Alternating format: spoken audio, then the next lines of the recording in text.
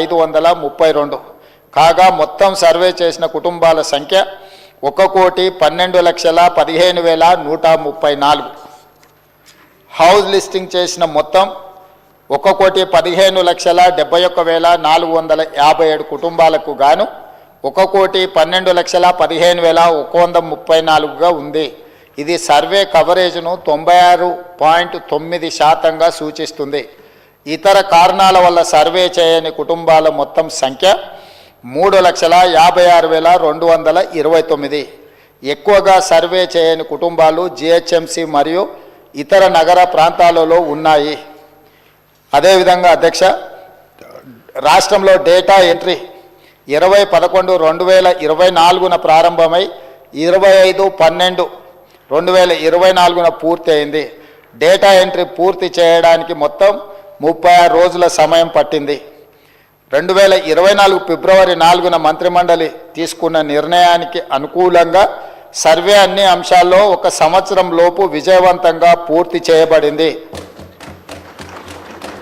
అధ్యక్ష, ఫిబ్రవరి 4, 2024 నాడు నిర్ణయం చేసి ఫిబ్రవరి 4, 2025 ఈనాటికి సరిగ్గా సంవత్సరం పూర్తి చేసుకుంటున్న సందర్భంగా ఈ నిర్ణయము నివేదికగా మారి ఈ సభ ముందుకు ఒక ప్రభుత్వ అధికారిక డాక్యుమెంట్గా ఈరోజు సభలో ప్రవేశపెట్టినాం అధ్యక్ష.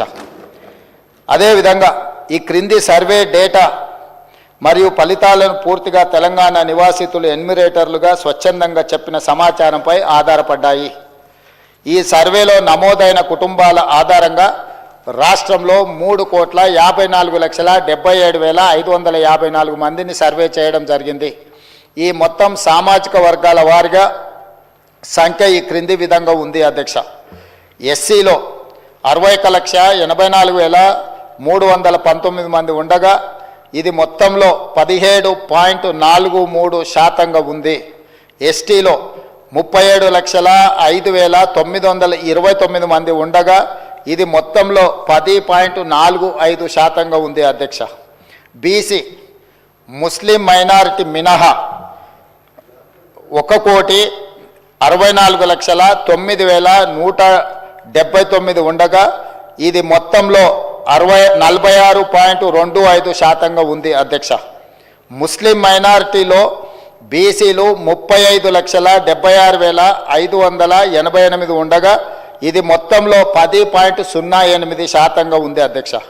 ముస్లిం మైనారిటీలో ఉన్న బీసీలను కలుపుకుంటే మన రాష్ట్రంలో మొత్తం బీసీలు 56.33% ఉంది అధ్యక్ష. రాష్ట్రంలో ఈరోజు ప్రభుత్వం అమలు చేస్తున్న బీసీ రిజర్వేషన్లు ABCDE ఈ అన్ని గ్రూపులలో 56.33% ఈరోజు బీసీ జనాభా ఉన్నదని చెప్పి నివేదిక మనకు తెలుపుతున్నది అధ్యక్ష. ముస్లిం మైనారిటీలో ఓసీలు 8,80,424 ఉండగా ఇది మొత్తంలో 2.48% ఉంది. ముస్లిం మైనారిటీలో మొత్తం 44,57,012 మంది ఉండగా ఈ మొత్తంలో 12.56% మైనారిటీ జనాభా ఉంది అధ్యక్ష. ఓసీలు 47,21,115 ముస్లిం మైనారిటీలు మినహా ఉండగా ఇది మొత్తంలో 13.31% ఉంది అధ్యక్ష. ఓసీలో ఉన్న ముస్లిం మైనారిటీలను కలుపుకుంటే మొత్తం ఓసీలు 56,01,539 మంది ఉండగా ఇది మొత్తంలో 15.79% ఉంది అధ్యక్ష. ఈ సర్వే ద్వారా సేకరించిన డేటాను షెడ్యూల్డ్ కులాలు, షెడ్యూల్డ్ తెగలు, వెనుకబడిన తరగతులు మరియు రాష్ట్రంలో ఇతర బలహీన వర్గాల సంక్షేమానికి విధానాలను రూపకల్పన చేయడానికి ప్రభుత్వం ఉపయోగిస్తుంది. ఈ చర్య సమానత వృద్ధి పట్ల ప్రభుత్వ నిబద్ధతను మరియు తెలంగాణ ప్రజల భిన్న అవసరాలను తీర్చే పద్ధతిని ప్రతిబింబిస్తుంది. ఇది డేటా ఆధారిత సమగ్రత మరియు పారదర్శకత ప్రాతిపదిక నడిచే పాలనకు నూతన దశ ప్రారంభాన్ని సూచిస్తుంది అధ్యక్ష. తమరికి తెలుసు అధ్యక్ష, ఈ దేశంలో బలహీన వర్గాలు, అది హిందువులకు సంబంధించిన బలహీన వర్గాలు కావచ్చు, ముస్లిం మైనారిటీలలో ఉన్న బలహీన వర్గాలు కావచ్చు.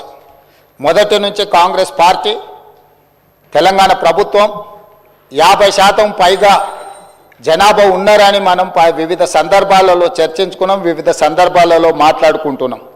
కానీ ఈ లెక్కలకు సహేతుకత కానీ, ఒక పారదర్శకమైన ప్రభుత్వ పాలసీ డాక్యుమెంట్ కానీ, లేకపోతే ప్రభుత్వం ఒక క్రమ పద్ధతిలో సేకరించిన సమాచారం కానీ లేకపోవడం వల్ల ఎవరికి వాళ్ళు ఏదో ఒక నెంబర్తో ఏదో ఒక చర్చల ద్వారా చర్చించుకున్నప్పుడు స్థానిక సంస్థల రిజర్వేషన్ల విషయంలో కావచ్చు, విద్యా ఉద్యోగ రిజర్వేషన్లు కావచ్చు,